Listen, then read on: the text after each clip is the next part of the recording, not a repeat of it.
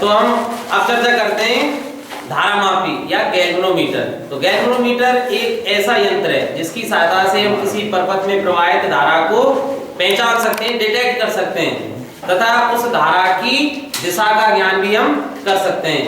तो इसको अगर हम परिभाषित करें तो ऐसा उपकरण जिसकी सहायता से किसी परपथ में प्रवाहित धारा का ज्ञान अर्थात उसकी उपस्थिति की पहचान की जा सके तथा धारा किस दिशा में प्रवाहित हो रही है उसका ज्ञान भी किया जा सके, तो ऐसा उपकरण क्या कहलाता है?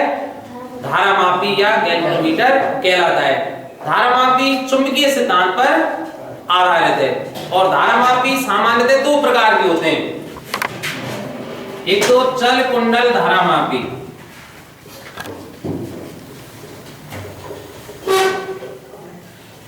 जिसे अंग्रेजी में कहते हैं मूविंग कॉइल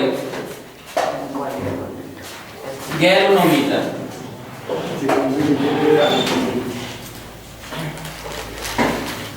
और दूसरा है स्पर्शजा धारामापी।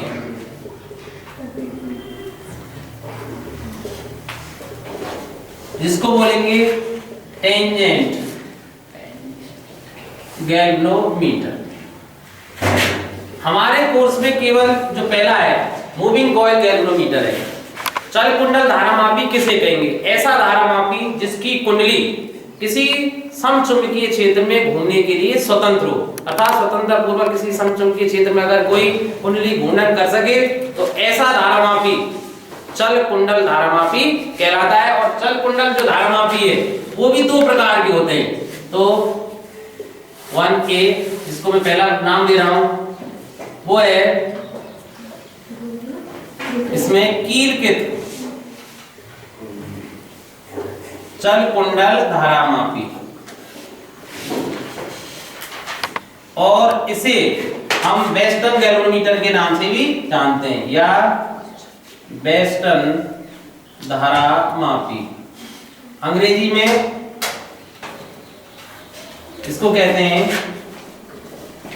Pivoted moving coil galvanometer.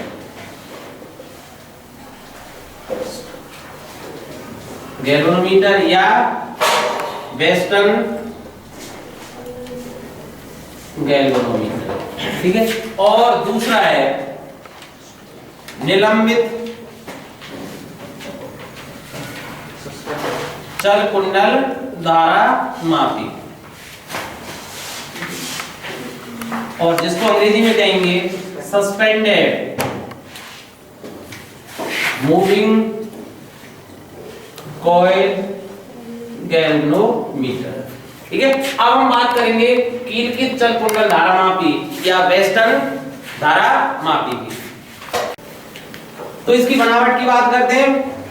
धारामापी के चित्र में जो आप देख रहे हैं ये आयताकार संरचना, ये क्या होता है? एल्युमिनियम का बना एक आयताकार फ्रेम होता है और इस फ्रेम के ऊपर विद्युत रोधी तांबे के तार के अनेक घेरे लपेटे हुए होते हैं। इस आयताकार कुंडली को दो कीलकों P1 और P2 की सहायता से अवतलीय आकृति के चुंबकीय ध्रुवों के मध्य लटकाया जाता है। लटकाने के लिए दो स्प्रिंग का भी उपयोग किया जाता है। क्योंकि स्प्रिंग बहुत पतली होती हैं इसलिए इनको हेयर स्प्रिंग के नाम से भी जानते हैं। इसी कुंडली से जुड़ा एक एल्युमिनियम का संकेतक भी होता है जो एक वृत्ताकार पैमाने पर रोटेट कर सकता है, घूम सकता है। इस वृत्ताकार पैमाने की विशेषता होती है कि इसमें जो शून्य वो मध्य में होता है। एक बात और बता दूं, जो आयताकार कुंडली है एल्युमिनियम की बनी हुई, इसके खाली स्थान में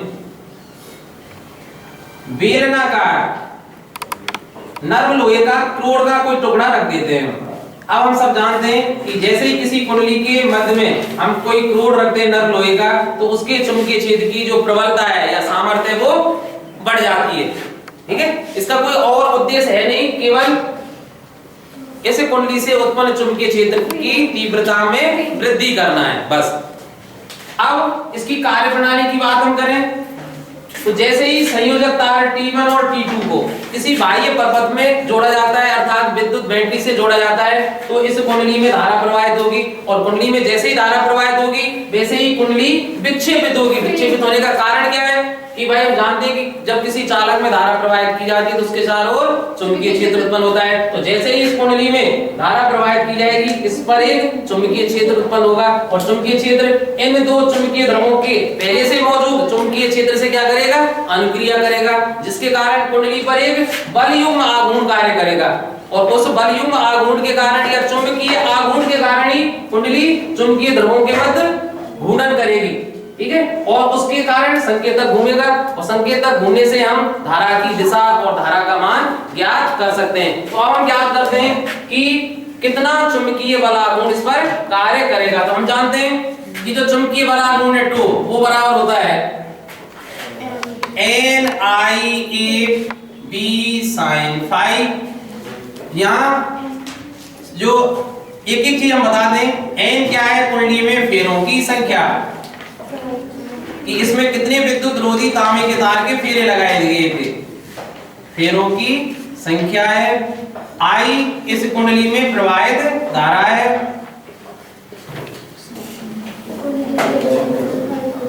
A कुंडली के तल का क्षेत्रफल है, तल का क्षेत्रफल, और फाई क्या है, कुंडली के क्षेत्रफल सदिश, कुंडली के तल के क्षेत्रफल सदिश तथा चुंबकीय क्षेत्र के बीच का कोण है, चुंबकीय क्षेत्र के मध्य का कोण है। अब आपको एक बात बता दें, क्योंकि यहाँ अवतलीय आकृति के चुंबकीय ध्रुव लिए गए हैं, और अवतलीय आकृति के चुंबकीय ध्रुव जब लिया जाता है तो कुंडली चाहे कैसे ही रोटेट करे, चुंबकीय ध्रुवों के बीच में कैसे ही रोटेट करे, जो चुंबकीय क्षेत्र होगा वो कैसा होगा, त्रिज्यीय होगा, और त्रिज्यीय होने के कारण जो फाई का मान है, फाई किसके बीच का कोण था, कुंडली के तल के क्षेत्रफल सदिश और चुंबकीय क्षेत्र के मध्य का कोण, तो फाई हमेशा क्या रहेगा, 90 डिग्री का रहेगा, और इस कारण जो कुंडली पर विक्षेपक बल लग रहा है, जिसके कारण कुंडली चुंबकीय ध्रुवों के मध्य घूर्णन कर रही है, विक्षेपित हो रही है, उसका मान कितना हो जाएगा, NIAB sin 90, और sin 90 का मान क्या होता है, 1 होता है, इसलिए ये मान हो जाएगा।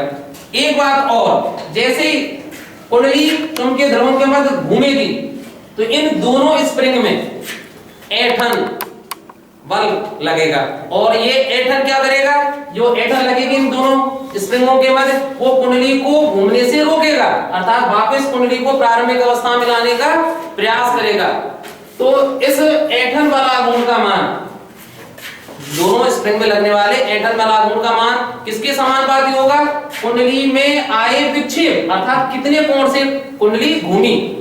ठीक है, तो अब मैं दूसरी चीज को यहां लिख देता हूं, जो प्रत्यानयन बल आघूर्ण होगा, स्प्रिंग का जो ऐंठन बल आघूर्ण कहें या प्रत्यानयन बल आघूर्ण कहें, वो किसके समानुपाती होगा, कुंडली में आए विक्षेप के समानुपाती होगा। और इसको मैं कैसे लिख सकता हूं, तो प्रत्यानयन बराबर C थीटा, ये समीकरण 2। C क्या है, स्प्रिंग का ऐंठन नियतांक है, स्प्रिंग का ऐंठन नियतांक है। अब हम एक बात देख सकते हैं कि जब संकेतक संतुलन की अवस्था में होगा उस समय क्या होगा, अर्थात संतुलन की अवस्था में, संतुलन की अवस्था में, संतुलन की अवस्था में क्या होगा कि T विक्षेप, जो टो विक्षेपक है हमारा, वो किसके बराबर होगा, T प्रत्यानयन के। और इससे हम याद कर सकते हैं एन आई ए बी बराबर टी प्रत्यानयन या टो प्रत्यानयन वो कितना है सी थीटा। तो इससे हम याद कर सकते हैं कि कुंडली में प्रवाहित धारा का मान क्या होगा, अर्थात I बराबर C theta upon n A B. तो हमने देखा था यहाँ I बराबर क्या है C theta upon n A B. I क्या है यहाँ कुंडली में प्रवाहित धारा, C क्या है स्प्रिंग का ऐंठन नियतांक, थीटा कुंडली में आया विक्षेप, N कुंडली में फेरों की संख्या, A कुंडली के तल का क्षेत्रफल और B उस चुंबकीय क्षेत्र का परिमाण है जिसमें कुंडली रखी हुई है। ठीक है, अब ये बात देखिए ध्यान से, यहां मैंने घेरा लगाया है, ये भी नियतांक, ये भी नियतांक, ये भी नियतांक और ये भी नियतांक, तो सभी नियतांकों का एक नियतांक। तो इसको कैसे लिख सकता हूं I बराबर K थीटा। अब आप जानते हैं कि नियतांक और बराबर का चिन्ह दोनों को अगर मैं हटाना चाहूं तो समानुपाती का चिन्ह लग जाता है, इसलिए I प्रोपोर्शनल टू थीटा, या क्या कह सकता हूं थीटा प्रोपोर्शनल टू I, अर्थात कुंडली में आया विक्षेप उसमें प्रवाहित धारा के समानुपाती होगा, अर्थात धारा अधिक मान की अगर प्रवाहित करेंगे तो कुंडली अधिक विक्षेपित होगी। ठीक है, और अगर कम मान की धारा प्रवाहित करेंगे कुंडली में तो उसमें विक्षेप कम उत्पन्न होगा, और यही धारा मापी का सिद्धांत है। तो धारा मापी का क्या सिद्धांत है कि कुंडली में उत्पन्न विक्षेप का मान कुंडली में प्रवाहित धारा के समानुपाती होता है।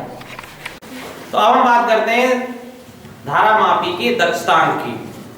वह धारा मापी अधिक दक्षता युक्त मानी जाएगी जिसमें अल्प विक्षेप उत्पन्न होने पर भी धारा का मान शुद्धता के साथ ज्ञात किया जा सके, और धारा मापी के जो दक्षतांक है उसको I अपॉन थीटा से व्यक्त किया जाता है। ठीक है, इससे हम देखते हैं कि यदि थीटा बराबर 1 हो तो दक्षतांक बराबर क्या हो जाएगा I के, अर्थात इकाई विक्षेप के लिए किसी धारा मापी में प्रवाहित या आवश्यक धारा के मान को ही हम उस धारा मापी का दक्षतांक कहते हैं। एक बार फिर आपको बताएं कि किसी धारा मापी में इकाई विक्षेप के लिए आवश्यक धारा के मान को उस धारा मापी का दक्षतांक कहते हैं, और इसे हम सामान्यतः x या k से व्यक्त करते हैं। ठीक है, तो k बराबर किसके बराबर होता है भाई I अपॉन थीटा के, और अभी हमने एक सूत्र पढ़ा था कि I बराबर क्या था c theta upon n a b, और अगर मैं थीटा को यहाँ ले आऊं तो I अपॉन थीटा किसके बराबर हो जाएगा c upon n a b। तो हमारा जो दक्षतांक है वो किसके बराबर होगा c upon n a b। ठीक है, यहाँ c जैसा हमने पहले बताया था ऐंठन नियतांक है स्प्रिंग का, n कुंडली में फेरों की संख्या, a कुंडली के तल का क्षेत्रफल, b जिस चुंबकीय क्षेत्र में कुंडलियां रखी हुई है उसका मापांक है। ठीक है, अब बात करते हैं हम धारा मापी की सुग्राह्यता। धारा मापी की सुग्राह्यता आपको बहुत ध्यान रखना है, क्योंकि दक्षतांक और सुग्राह्यता एक दूसरे पे ओवरलैप हो जाती है, अर्थात आप कंफ्यूज हो जाते हो कि दक्षतांक की परिभाषा क्या है और सुग्राह्यता की परिभाषा क्या है। आप सोचिए सुग्राह्यता, कौन सी धारा मापी अधिक सुग्राह्य होगी जिसमें अल्पमान की धारा प्रवाहित करें और पर्याप्त मात्रा में क्या आ जाए विक्षेप, अर्थात विक्षेप पर्याप्त मात्रा का मतलब क्या है हम उसकी रीडिंग आसानी से नोट कर सकें। आप देखिए अगर थोड़ा सा विक्षेप आए तो हमें पता ही नहीं लगेगा कि जो आपका संकेतक है एक खाने या दो खाने या तीन खाने विक्षेपित हो रहा है, और अगर पर्याप्त मात्रा में विक्षेप आएगा तो हम आसानी से पढ़ सकते हैं भाई 2 3 4 5 10 खाने जितने भी संकेतक विक्षेपित हो रहा है। तो धारा मापी की सुग्राह्यता क्या होगी भाई, वह धारा मापी अधिक सुग्राही मानी जाएगी जो अल्पमान की धारा प्रवाहित करने पर भी पर्याप्त मात्रा में विक्षेप दे। तो धारा मापी की सुग्राह्यता को किससे व्यक्त करते हैं भाई हम थीटा अपॉन I से। दक्षतांक का व्युत्क्रम है बिल्कुल, थीटा अपॉन I ठीक है। और यदि इसमें I बराबर क्या हो 1 एम्पियर हो तो धारा मापी की धारा सुग्राह्यता बराबर किसकी होगी थीटा। तो हम कैसे कह सकते हैं कि इकाई मान की धारा प्रवाहित करने पर उत्पन्न विक्षेप की मात्रा ही उस धारा मापी की धारा सुग्राह्यता कहलाती है। एक बार फिर, किसी धारा मापी में इकाई मान की धारा प्रवाहित करने पर उस धारा मापी में उत्पन्न विक्षेप की मात्रा उस धारा मापी की धारा सुग्राह्यता कहलाती है। और यहाँ जो हमने K का मान बताया था उस आधार पर हम देख सकते हैं। एक बात तो बता दें, सुग्राह्यता को हम SI से व्यक्त करते हैं। तो धारा मापी की धारा सुग्राह्यता, हिंदी मीडियम वाले आसानी से याद कर सकते हैं, सुग्राह्यता का S, I किसकी धारा की। तो धारा मापी की धारा सुग्राह्यता बराबर किससे व्यक्त किया जाता है थीटा अपॉन I। और I अपॉन थीटा का मान हमने देखा था C अपॉन NAB। तो थीटा अपॉन I का मान हो जाएगा NAB अपॉन C। ठीक है। अब अगर मैं आपसे प्रश्न पूछूं कि किसी धारा मापी की धारा सुग्राह्यता कैसे बढ़ाई जा सकती है, तो धीरज आप बताओगे कि किसी धारा मापी की धारा सुग्राह्यता को हम कैसे बढ़ा सकते हैं। इस सूत्र की सहायता से देखिए। हाँ, बिल्कुल सही बताया कि धारा मापी के तल का क्षेत्रफल बढ़ा दें, उसमें फेरों की संख्या को बढ़ा दें या चुंबकीय क्षेत्र का मान बढ़ा दें। ठीक है। तो किसी धारा मापी की धारा सुग्राह्यता कुंडली के तल के क्षेत्रफल को बढ़ाकर या फेरों की संख्या को बढ़ाकर या चुंबकीय क्षेत्र की तीव्रता या उसके मान को बढ़ाकर या तीनों को बढ़ाकर तथा ऐंठन नियतांक को कम करके, तभी तो स्प्रिंग पतली ली जाती है उसमें। ठीक है। किस लिए पतली ली जाती है, धारा सुग्राह्यता अर्थात कम मान की धारा प्रवाहित करें और उसमें पर्याप्त विक्षेप आ जाए। ठीक है। ऐसा ही एक शब्द और है, धारा मापी की बोल्टता सुग्राह्यता। धारा मापी की बोल्टता सुग्राह्यता। ठीक है। ये वही बहुत आसान है इसकी परिभाषा याद करना कि जो टर्मिनल अभी हमने चित्र आपको बताया था कि टर्मिनल T1 और T2 पर यदि इकाई वोल्टता आरोपित की जाए, कितनी इकाई वोल्टता आरोपित की जाए तो धारा मापी में जो विक्षेप की मात्रा उत्पन्न होगी, ठीक है, उसको क्या कहेंगे हम धारा मापी की वोल्टता सुग्राह्यता कहेंगे। और इसको व्यक्त करते हैं थीटा अपॉन V से। और हम जानते हैं यदि कुंडली का प्रतिरोध क्या हो R हो और कुंडली में प्रवाहित धारा I है ही हमारे पास। ठीक है। तो वोल्टता सुग्राह्यता को कैसे व्यक्त करेंगे, थीटा अपॉन V की जगह क्या लिख सकते हैं ओम के नियम से IR। और थीटा अपॉन I का मान अभी हमने देखा था, थीटा अपॉन I का मान हमने अभी देखा था। थीटा अपॉन I का मान क्या है NAB अपॉन C। तो क्या लिख सकते हैं, लिखते हैं NAB upon C into R। ठीक है। और वैसे भी हम जानते हैं कि NAB अपॉन C क्या है, धारा मापी की धारा सुग्राह्यता। एक बात और आपको बता दूं, धारा मापी की वोल्टता सुग्राह्यता को व्यक्त करते हैं SV से। किससे व्यक्त करते हैं, SV से। तो SV किसके बराबर हो जाएगी, NAB अपॉन C है धारा मापी की धारा सुग्राह्यता अपॉन R। ठीक है। तो यदि हमारे पास धारा मापी की धारा सुग्राह्यता ज्ञात हो और कुंडली का प्रतिरोध, धारा मापी की जो कुंडली है उसका प्रतिरोध ज्ञात हो, तो हम वोल्टता सुग्राह्यता भी इससे आसानी से ज्ञात कर सकते हैं।